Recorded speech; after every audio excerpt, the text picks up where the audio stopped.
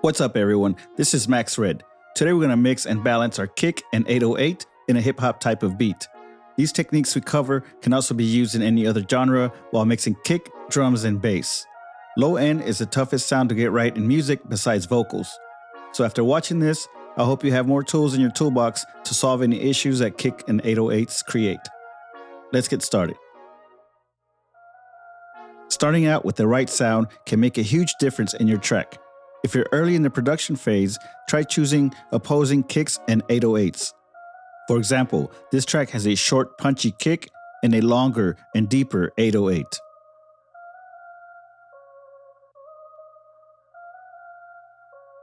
One method for the kick and 808 to work together is offsetting them to not hit exactly on time.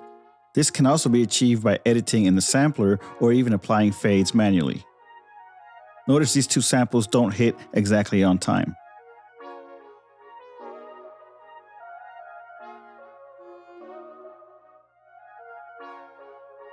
For the best results, both your kick and 808 should be in mono.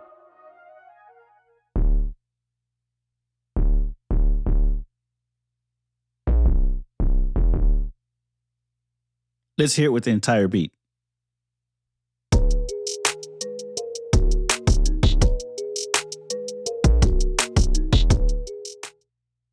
To make your life easier, select an 808 in the correct scale of your track.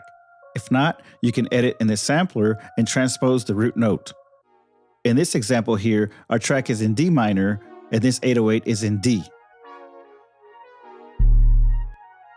Let's see which notes we played with this 808 in the D minor scale.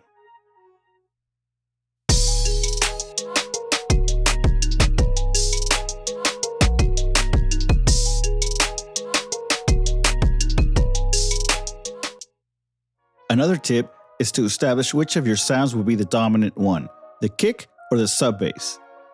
This will be determined by your genre and personal preference.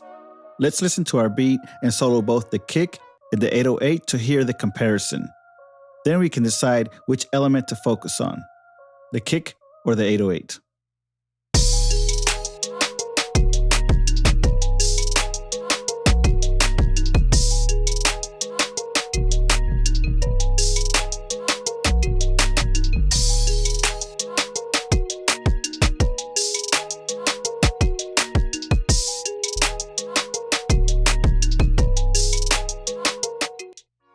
For this track, I want to keep the punch of this kick and keep the drive of the 808. Let's open up an EQ in each and observe the relationship of our kick and 808.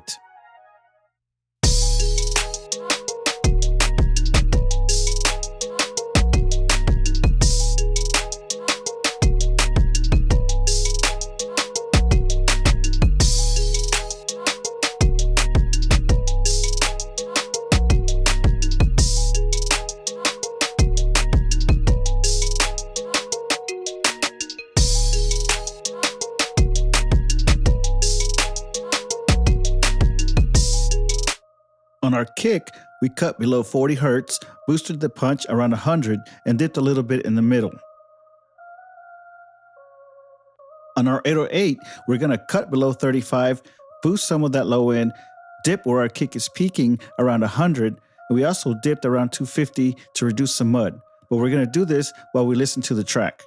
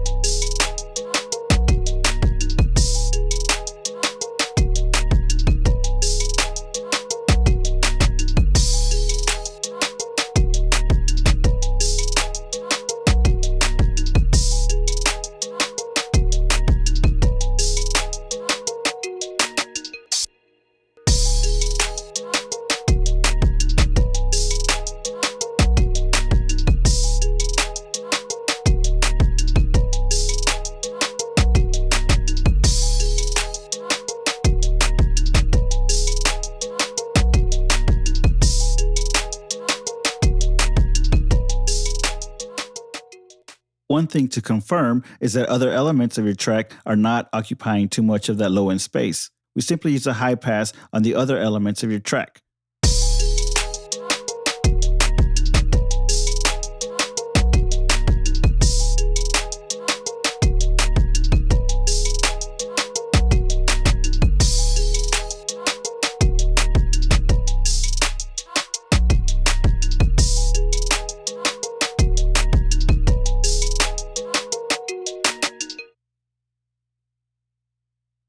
At this point, you have done most of the work in mixing the kick and the 808, but you may be missing some harmonics in the low end.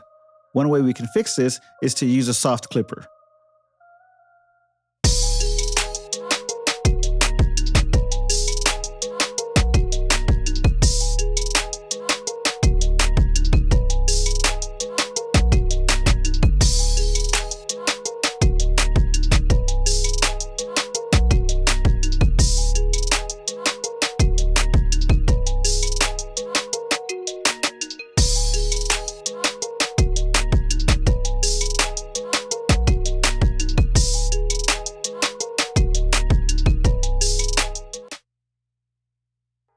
Another thing you can do to help your 808 is to add a bass-specific plugin like Waves Renaissance Bass or even Max Bass.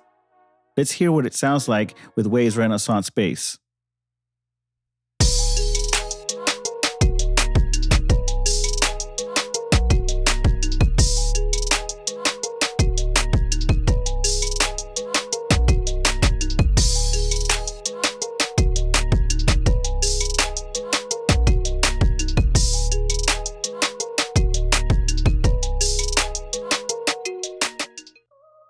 Once you have EQ'd your kick and 808 and are satisfied with your overall tone, you can apply dynamics to bring things together. Sidechain compression can be used to make your kick and 808 combo cut through your mix. To apply the sidechain, we simply add a compressor to our 808. We then activate the sidechain and select the kick as our input signal. So now every time our kick hits, the compressor will activate on the 808. We start with a ratio of 2:1, a fast attack time, and a fast release time. You can always adjust to taste. So now let's hear what sidechain does to our track.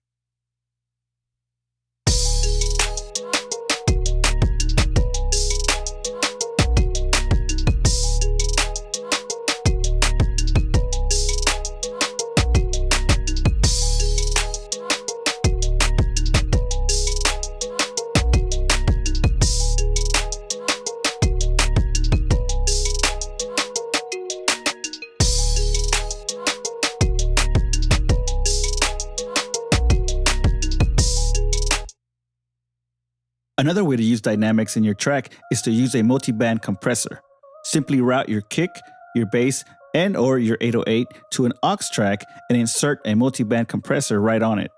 You can tweak the settings as you see fit for your desired effect. Let's listen to that now.